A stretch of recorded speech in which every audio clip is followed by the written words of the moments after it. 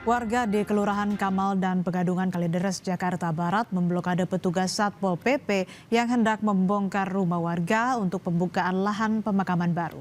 Sejumlah ibu rumah tangga menangis histeris saat rumahnya dibongkar paksa.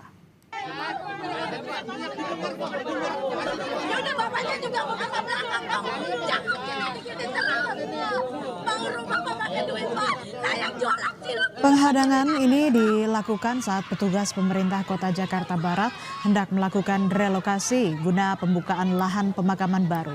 Situasi sempat memanas karena perundingan antara warga dan petugas tak menghasilkan kata sepakat. Meski mendapat penolakan, namun petugas tetap membongkar rumah mereka. Pasalnya, sejak awal warga sudah diberikan tenggat waktu untuk melakukan relokasi mandiri.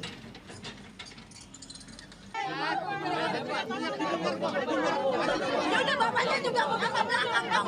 Jangan kita bikin di tengah. Bangun rumah bapaknya dulu.